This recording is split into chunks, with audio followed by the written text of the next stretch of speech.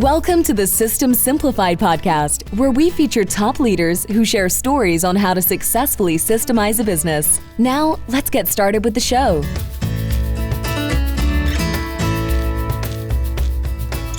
Hello, Adi Klevit here, the host of the System Simplified podcast, where I feature top founders, entrepreneurs, and thought leaders about systematizing a business. And today's episode is being brought to you by Business Success Consulting Group, where we create, document, optimize, and implement processes and procedures so companies can grow and thrive. And today's guest on this episode is Jill Chiappe. Hi, Jill. Hi, Adi. Great to see you. Great to see you too. I am so excited about our conversation today because we're going to talk about systems. And you have a fantastic, you use systems as an acronym, and I love that. I never heard it before. Yeah, I love it too. And this is why I love what you do, because you do systems. Save yourself time, energy, and money. That's what a system stands for. I love it. I'm going to use it now from now on. Can I use it? And I can attribute it to you. I can just say, hey, listen to the podcast that I'm doing with Jill. But it's exactly right. Sell yourself. Money, time, energy, and money. Time, energy, and money. Love that. Exactly. Absolutely. Yeah. All right, Jill. So first of all, I'm going to introduce you, which you are an executive coach for over 2 decades, and you've worked with executives in Fortune 100 companies to help them excel, to help them maximize their potential. And you've learned a lot from it. And now you're also extending into, you're creating courses and training. So it's not just one-on-one consulting, right? But it's actually reaching a wider area and wider public with those courses. Absolutely, because I learned what you have learned in business, which is that I'm only one person, and every executive that I know is only one person, and we have to have systems in place in order to scale. And without it, we just simply drown. Either we're overworked or stressed, or we don't have time for family or the things that we like to do. And I find people come to the end of their executive lives and they say, I just want to retire just so I can spend more time with the grandkids or whatever it may be. But why not do that along the way? Because you've systematized and you're no longer struggling with being able to do things at scale. And then life is easier and better, and you can have more work-life balance. So this is what I find people are asking me for more and more these days. I think COVID especially brought into sharp focus that we need to be able to spend time with our families and enjoy those moments of life and not be stressed all the time at work too, or be constantly on phone calls. And if we systematize and train our teams properly, and that's what my course is about, is training your team properly, then that allows us to have more time for the things that we love doing. Perfect.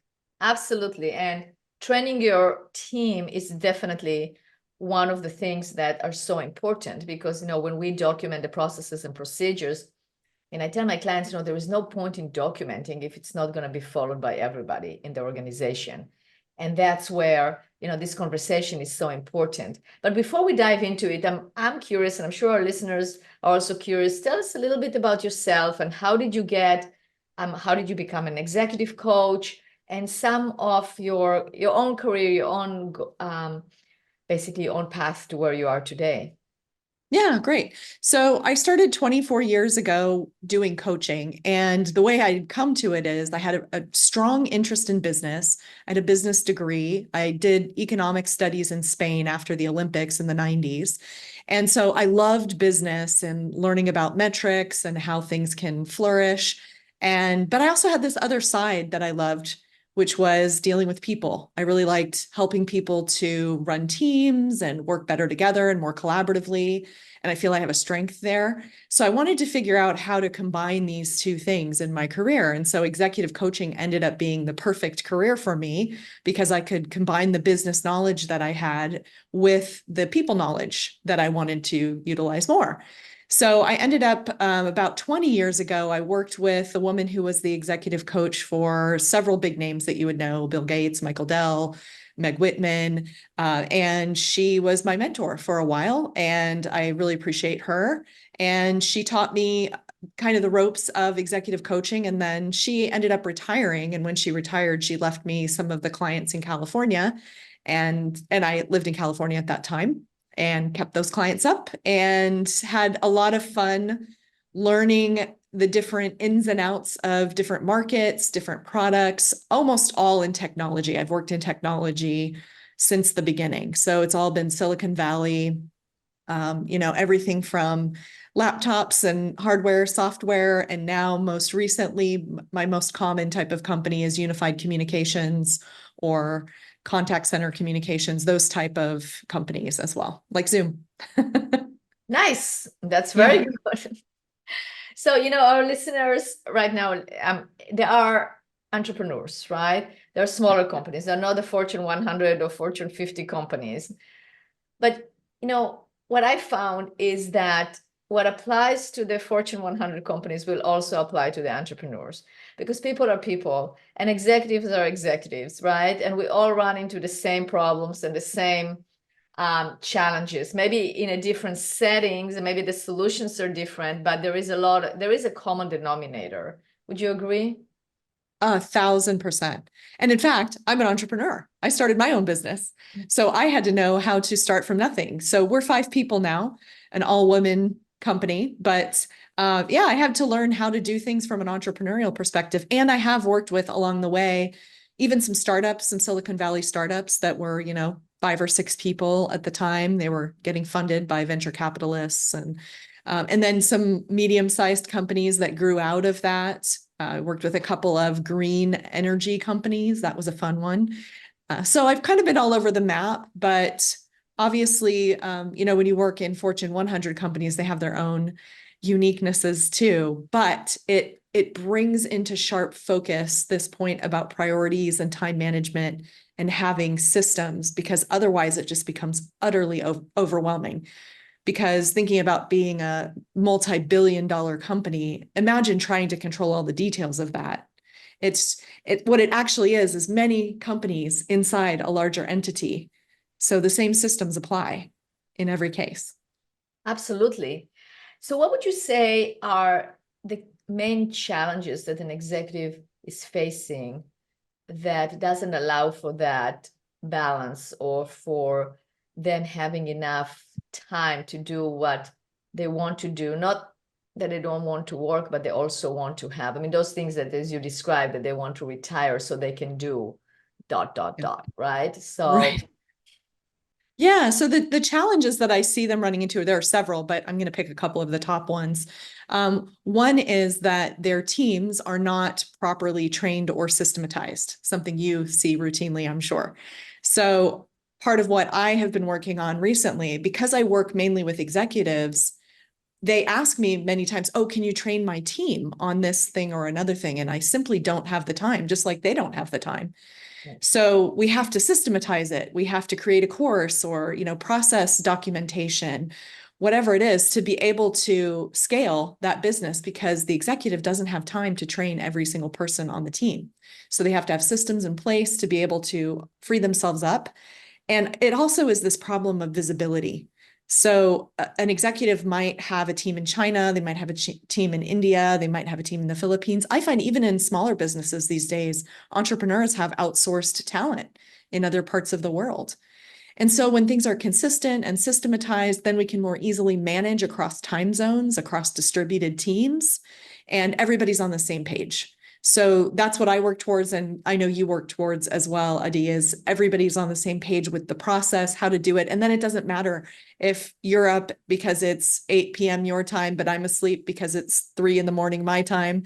And as long as we both have that same system and we both have that same process, then we can operate together as a team globally. absolutely. So that's one problem. Yeah, that's true. And what other problems do you encounter? So one of the other things I see that gets executives overworked is that their teams are not on consistent priorities and dashboards. So this is a system, a version of a system that I've been working on, is what are the key metrics, the KPIs, what are the main things that we need to focus on? And where this applies is if you start with this as an entrepreneur and you build a really good dashboard for yourself from the beginning, life is going to be so much easier. Because if you know those key things, we could call them high payoff activities, HPAs, high payoff activities. Those would be the things that you would put on your dashboard, even in the beginning as an entrepreneur or as your business grows. What are the things that really matter? And I always think of it as the breathe in, breathe out of a business. We have to breathe out communication, for example, and then we have to breathe in clients or prospects or people we're recruiting, whatever it is. So there's this in and out motion of a business, which is actually the life of the business, and it has to be shown on the dashboard.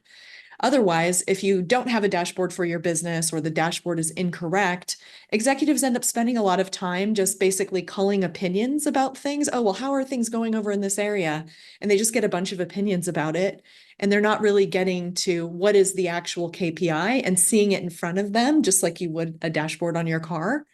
If they see it in front of them, they know what's happening in that area. So again, it allows that visibility across the globe to any size team, and it creates consistency, and it creates that being on the same page phenomenon that we really, really need in teams.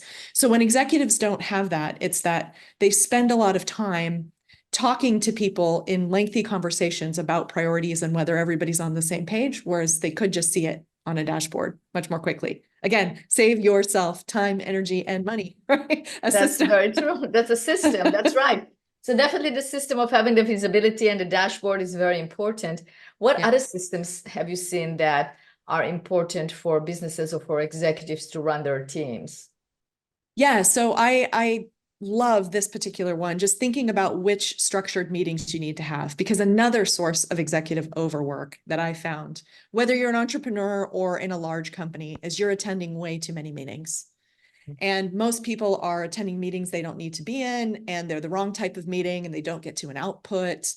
It gets horrifying, to be honest, to look at some people's calendars and see how many meetings they have where they're not even getting up for, to grab a coffee in the middle of the day or whatever it may be. So a system would be to determine which structured meetings your team needs to have. For example, you've got to have a one-on-one with the key people who report to you weekly, at least. Sometimes it's more often, depending on the type of team you run. And there's a system and a format for that. Right. And then another type of structured meeting is you have to have a meeting with the whole team. And there's a structure and a format for that. Because if you don't have this system, what I find is there are certain really key things that get left out. One of those is passing down information from the executive level. So that has to be in the format of the team meeting, so everybody's aligned to the upper level strategy. And then the other one is giving recognition to team members. So this gets left out too. So people like to hear in front of other people, hey, you did a great job on blah, blah, blah, or your project has been amazing. Tell us how you did that. Because then they can also share best practices, which is something your team, for example, could then document. Here's a best practice. So it really saves a lot of time to have a really good team meeting that's got a nice, tight agenda. Everybody knows exactly how it goes. It stays consistent all the time. Again, a system that helps to keep everybody on the same page. That's great. And it is very much needed. You're right. It's a system like which meetings you're going to attend, but not only that, when you are actually attending the meeting, you have a very specific agenda or purpose for each meeting, and obviously also follow-up actions, right? Because the whole idea of participating in the meetings, so there is a purpose, something will happen as a result of the meeting. Sometimes it's only coordination, which is fine, but usually there are action items to be followed. So that should be also a system on how to follow up on those action items. Absolutely. Absolutely. Yeah. And one of the things that I put into my templates for structured meetings is I think about what do you want the people coming to the meeting to do? What role do you want them to play? Do you want them to simply be a listener? Do you want them to help you brainstorm about something? Do they need to bring a metric to you or an update about something? And a lot of people have meetings which are basically update meetings. Why are you having an update meeting? Post the update somewhere, right? Send an email, put it in a message. You don't necessarily need to do that. So if you look at what are my expectations of people coming to the meeting, sometimes you can say, actually, do we need this meeting at all? And I have a great flow chart for that too, thinking about, do we really need a meeting? And if not, can we toss it out and get some time back on the calendar? Yeah, it's a great way to save time. As I said, with the systems, you also save time, and they will save the money and save the energy. Absolutely. That's right. Good. So we talked about meetings, we talked about the dashboard. What other systems do you help your clients put in place? So one of the things that I happen to run into is that people have trouble presenting information in a concise way upward, usually. So that could be to their board, it could be to their investors, it could be to their CEO, depending on where they sit on the org chart. And so I have a system for how people think about their presence, their presentation, the content for their presentation, and then putting that into a format where it's more journalistic in style, meaning it's hitting the high points. Because what most people do is they go on and on and on about whatever it is that they're talking about. I've seen more than enough tiny little number spreadsheets when somebody's presenting to an executive and they bring this spreadsheet and they say, look at column C27. Nobody wants to do that, and they can't see your spreadsheet, especially Right. not on Zoom, right? So it doesn't work. So I have a system for how do you present information concisely and clearly upward and outward to whatever your audience is, whether that's, like I said, a board or an investor or an analyst, or even a colleague in your industry. How do you present the information in a way that the audience can receive it and it's focused on the audience? That's brilliant. Absolutely. So just with those three systems alone, you can make a big difference. And I'm sure our listeners can take it and apply it to themselves as well. What other systems? Do we have anything else? Well, I guess I'd like to dig in a little bit on the dashboard piece because Talk about it. Yeah. I touched on it lightly, but when I think about dashboards and how important this is, really it's how I got my business to grow. And so if you're an entrepreneur and you're growing your business, if your dashboard isn't good, it's going to be a really big problem for you. And some people have no dashboard at all, and they just have to create one. And that alone will help tremendously. Other people have a dashboard, but it doesn't have the right things on it. Or maybe you've seen this, Adi, people who have MBOs. So they have objectives for things, but they can't see it in any sort of graphical format that makes any sense. So it's just maybe a line item or something. It's just some words. Oh, that's my objective, even that's my goal, whatever it may be. Right. It doesn't really help them manage their business. So a dashboard, just like a car dashboard, is something that provides visibility into what's happening in the business.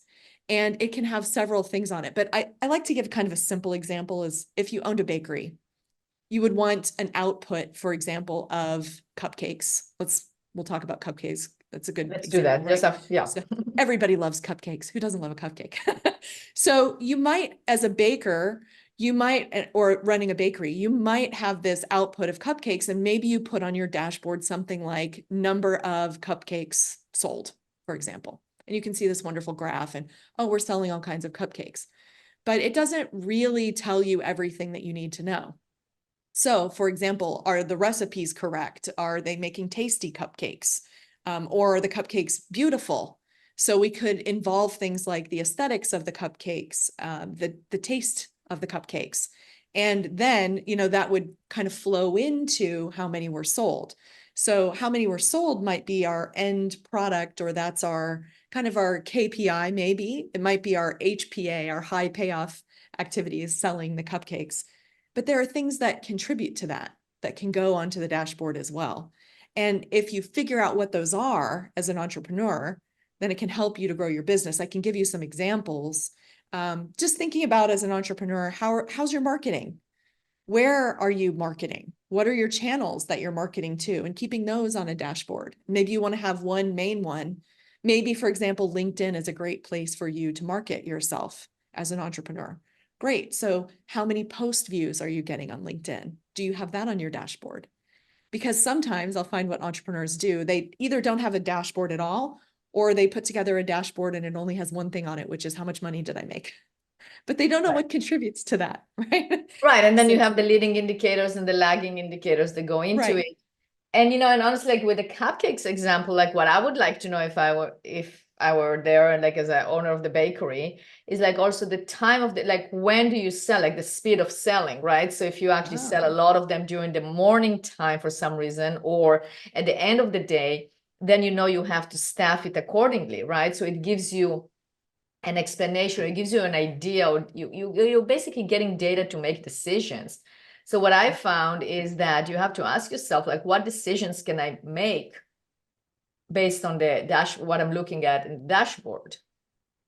Absolutely. And that is a really key point of having a dashboard. If you think about driving a car and you didn't have, for example, a gas gauge that would tell you how much gas you have, you really wouldn't enjoy driving your car very much. It'd be very nerve-wracking.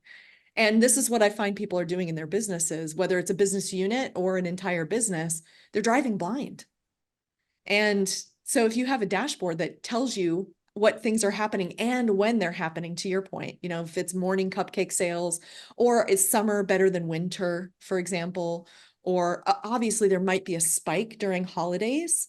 And that's something you as a business owner would need to know. And then also how to address that, because then that's when you get creative, as you say, oh, I'm selling all these cupcakes and I notice I'm selling them near holidays. And then I have this dead space after the holiday. Well, what do I do? What creative ideas can I think of to maybe have a cupcake sale or promote a different type of cupcake at a different time? And then you can get ingenious about the way that you handle your business. But without that on a dashboard, how would you know? How would you know what to do?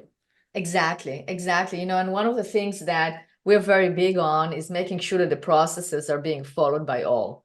So and that they're working, right? They're actually optimized. And the only way to see if the process is actually optimized is by having metrics. That's the only way you can know if the process is actually optimized or if it's working correctly. Right. So, absolutely. Yeah. yeah, it's definitely, it's a great, you're right. You can't drive the car without a dashboard. You can't run a business without that dashboard either. So that's for sure. So tell us more about the courses that you develop. Like, who is it for, and how is it going to help executives? Yeah, so this is an interesting problem that I ran into, actually, was that I found all these overworked executives and I wanted to see why. Why were they so overworked? And it's even funny, Adi, I try to get in touch with executives. Many of your clients may experience this too. You try to get in touch with them and they're just too busy to even get you on their calendar or whatever it may be. So it's a busy, busy world where there's not a lot of time for outside things. And I went, what is it that they're spending all their time on then? And what I found is they would have people underneath them on the org chart. So people on their teams who either weren't aligned to a system or to a dashboard, or they didn't know how to do something about their role, didn't know a particular process or weren't aligned to a particular process. And this was creating so much overwork for the executive. And they didn't know, oh, hey, I'm supposed to get that person to do that, versus what they normally do, which is to just go in and do it themselves because they know how to do it, right? A lot of the executives are so smart and they've been through so many areas of the business that, oh, if that person over there isn't doing something, I'll just go in and do it for them. Right. Yeah. And then they kind of complain, right? They go, oh, this person isn't doing what they're supposed to be doing. So I decided to put together my course to take some of that work off of the executive plate. So first of all, getting them focused on, okay, have a dashboard, have a metric for that person. Then at least what that person is supposed to deliver. Minimally, what that person is supposed to deliver on the dashboard. And then you get the process and procedure in place for them. Although I'm not as focused on the systems and processes as you are. So I need you to add to this course, Adi. I would love to. Let's collaborate on that one. Okay. We just created it right here in the podcast. That's the collaboration we want. Yes. Yeah. So this course is really designed for actually the teams below the executive, not the executive themselves. But I tell them you should take it anyway, because then they know what their teams are learning and they can get on the same page about it. So for example, if everybody's using the same format for a team meeting or an all hands, everybody's using the same format for a one-on-one, and everybody's actually doing them, that's another thing, right? Then these global distributed teams can all be on the same page, and it takes some of that work off of the executive plate, because things are popping up and getting handled rather than the executive having to handle it all themselves. They actually have people who are stable and functioning in their areas and able to handle it. So that's what really cures the executive overwork. So it's getting everybody on the same page with that save yourself time, energy, and money system. Systems. I love it. Jill, it's amazing. What a great conversation. So if our listeners would like to get a hold of you, know more about what you do, or check out the courses, which I highly recommend, what's the best way of getting a hold of you? So probably the easiest thing to do is to just follow me on LinkedIn. So my last name is a little hard to spell, but Jill Chiappe. So you can see it there on the podcast. My company is called Coachability, and we're at becoachable.com. So BECOACHABLE.com. And my podcast is posted there. It's on the far right tab. So you can watch my podcast as well. And so the course actually hasn't been released yet, but it's coming very, very soon. So as soon as it releases, it will be there on the both on my website and on my LinkedIn. So you can definitely find me there. Love it. Great. Well, Jill, it's been a great interview. So many it's basically a lot of information here that our listeners can totally apply, because I'm sure they're related to it, because every executive will relate to it, right? Every entrepreneur we can relate to. What happens when you don't have systems? What happens when you try to do everything yourself? What happens when you are basically driving blind with no dashboard? So those are things that definitely each and every business owner should implement in their business. And thank you so much for being a guest on this podcast. Thank you, Adi. I really appreciate you inviting me. It's been a pleasure.